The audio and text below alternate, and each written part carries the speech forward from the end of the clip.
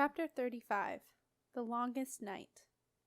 A large variety of animals had spent time, sometimes their whole lives, in the room behind the big red door, but Thunder was the first horse.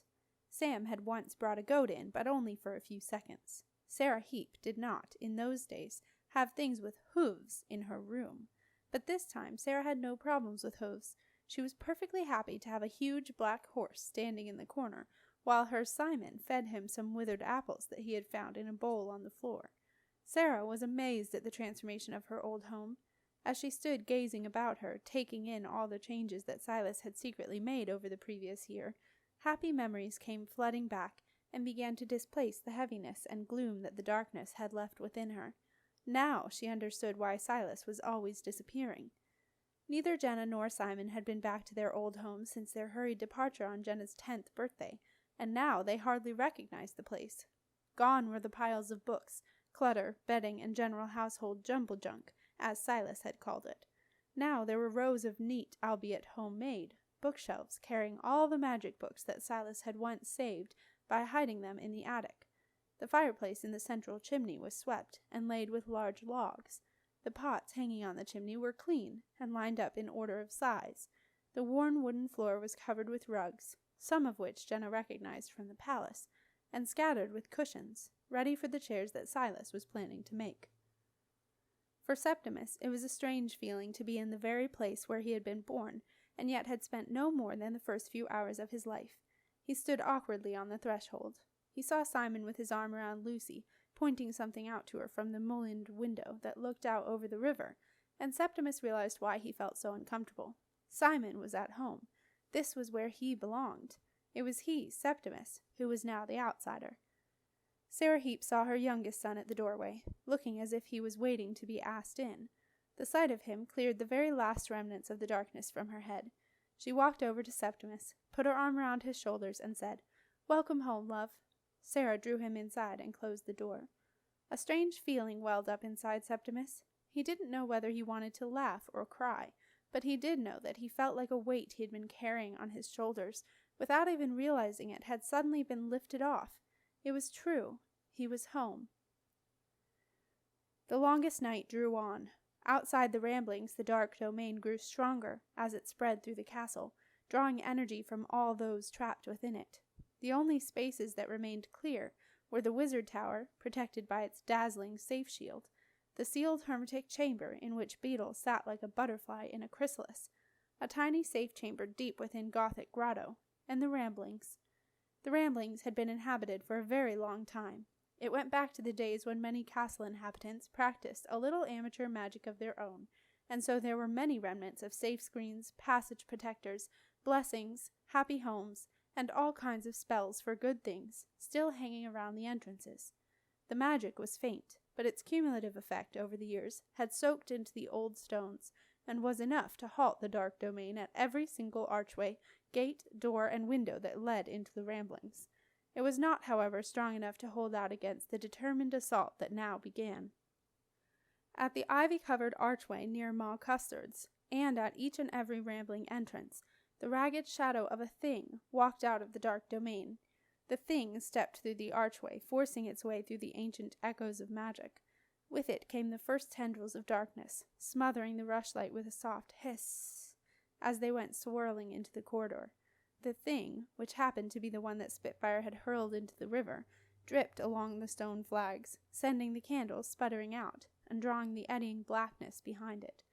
As it passed by the rooms and apartments, the dark domain went creeping under the doors and through the keyholes, and the fearful voices within were stilled. Sometimes there was a scream or a shout of joy as someone thought they were about to meet a long-lost love, but these were soon cut short and followed by silence. On the top floor of the oldest part of the ramblings, in the room behind the big red door, Sarah Heap was getting ready for a siege. Against all protest, she was about to go and fetch water from the well hall. "I'll come with you," Septimus and Simon said at the same time, and then glared at each other. Sarah regarded her oldest and youngest sons. "You can both come, but I'm not having you squabbling all the way to Well Hall and back," she said sternly. "Understood?" Septimus and Simon grunted assent, and then frowned, annoyed at sounding so similar. Flanked by her oldest and youngest sons, both now taller than she, Sarah set off for the once familiar trip to the well. As she walked between them, moving swiftly along the silent passageways, she could hardly believe what was happening. It was all her dreams come true. No matter that her sons refused to speak to each other, or that terrible things were happening in the castle right then, and no doubt would soon reach them too. She had, for a few precious minutes, her boys back. Not all her boys, it was true, but she had the very two of whom so many times she had despaired of ever seeing again, and indeed had often believed dead. Sarah's moment of contentment did not last long. As they made their way back from the well-hall, each carrying 2 heavy pails of water, they saw a telltale eddy of darkness appear around the far corner of Big Bertha. Quickly they hurried into There and Back Again Row, and the big red door threw itself open. They rushed in, and the door immediately slammed itself shut.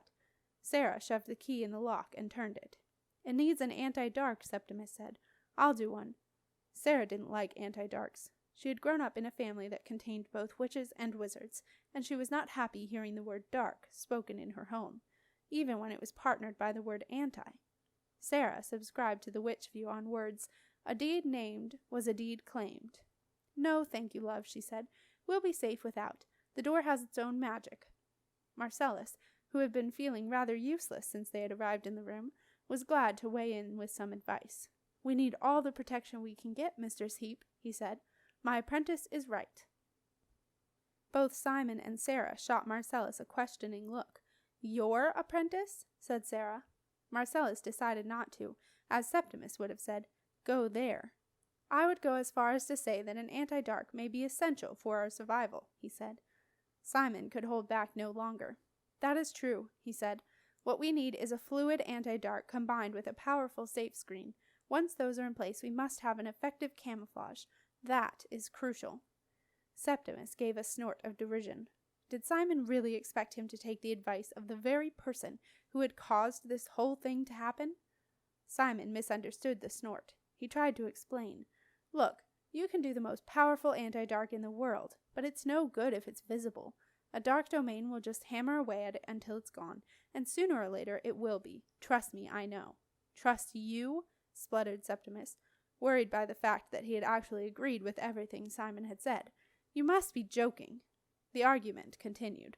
Sarah tried to ignore her sons. She wanted them to sort things out between them, and she hoped that the knowledge that a dark domain was coming their way would concentrate their minds. She busied herself checking all the preserved and dried food that Silas had piled up in the larder, and she told Septimus and Simon to stop bickering.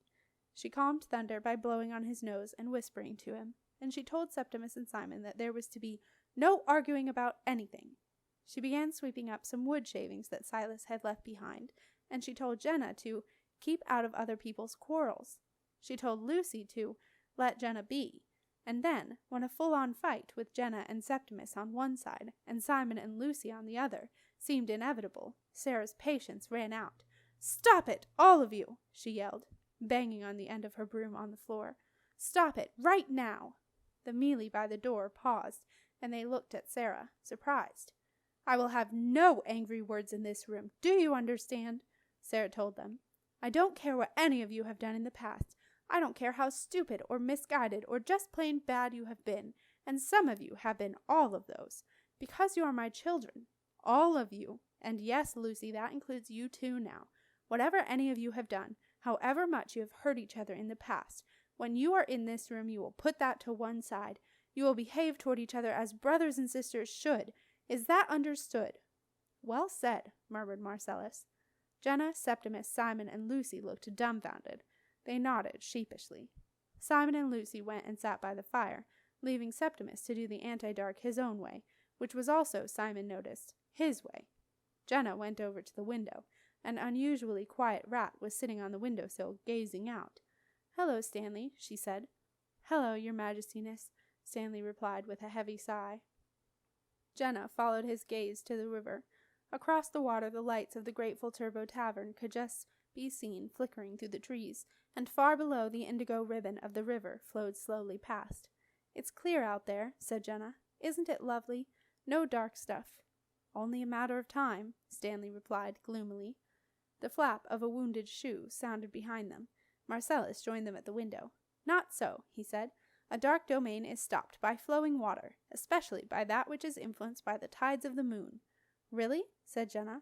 So, outside here, outside this window, we'll stay safe? Marcellus peered down. It was a precipitous drop, straight down to the water's edge. I believe so, he said. The river runs close here. Jenna knew all about that. She had watched the river from her own little window in her cupboard for as long as she could remember. It comes right up to the walls, she said. There's no bank at all, just some pontoons for boats to tie up to. Then there is nowhere for the domain to go, said Marcellus. In that case, said Stanley, who had been listening with great interest, I'll be off. You're going? Asked Jenna. I must, your majestiness. I've got 4 ratlets out there all alone. Goodness knows what's happening to them. But how are you going to get down? Jenna looked out the window. It was a very long way down indeed. A rat has its ways, your royal personageness. Besides, I do believe I can see a drain pipe. If you'd be so kind as to open the window, I'll be off. Jenna looked at Marcellus questioningly. Is it safe to do that? She asked. It is, princess, for the moment at least. Of course, we do not know what will trickle down from the roof later. If the rat needs to go, it had better go now. Stanley looked relieved. If you'll do the honors, sir, I'll go right away, he said. Marcellus looked puzzled. What honors? He means open the window, explained Jenna, who had spent enough time with Stanley to be able to translate. Marcellus pulled the window ajar, and a gust of cold, fresh air blew into the room. What are you doing? Cried Sarah, aghast. You'll let it all in. Close the window now. Quickly the rat hopped onto the sill and peered down, trying to figure out the best way down the sheer rock face of the Ramblings. Stanley, please, could you? Jenna began, as Sarah came hurtling across the room, still holding her broom. Could I what? Asked Stanley, edgily, eyeing Sarah with the suspicion of a rat used to trouble with brooms. Find Nico Heap, at Janet's boatyard. Tell him what's happening. Tell him where we are. Please? Sarah slammed the window shut. On the other side of the glass, Jenna saw Stanley's little rat mouth open wide in surprise as he tumbled away into the night. Mum! Yelled Jenna. What are you doing? You've killed him! Better a rat than all of us, Jenna, said Sarah. Anyway, he'll be all right. Rats always land on their feet. That's cats, Mum, not rats. Oh, poor Stanley! Jenna peered down, but she could see no sign of him anywhere. She sighed. She didn't understand her mother. She really didn't. She would happily send a rat hurtling to its doom, and yet risk her life for a duck. He'll find something to catch hold of, princess, said Marcellus. Don't you worry. I hope so, said Jenna. Stanley's eviction upset everyone, including Sarah. She hadn't meant for the rat to fall. In her panic to close the window, she hadn't registered the fact that Stanley was on the outside, but Sarah was not going to admit that. She needed to keep control of things, and if people thought she was tough enough to throw out a rat to its possible demise, then that was no bad thing. Sarah set about organizing everyone, and soon there was a fire blazing, and a fragrant stew bubbling in the pot hanging above it. A stew, Lucy noted, as far removed from her mother's as to be worthy of a different name. At the thought of her mother, Lucy sighed. She hardly dared think what was happening to her parents just then, or to Rupert in the boatyard. In fact, it was all so frightening that Lucy hardly dared think at all. She sat close to Simon beside the fire, and held him tight. At least Simon, bruised and battered though he was from the fetch, was safe. Simon drew Lucy close to him. They'll be okay, Lou, he said.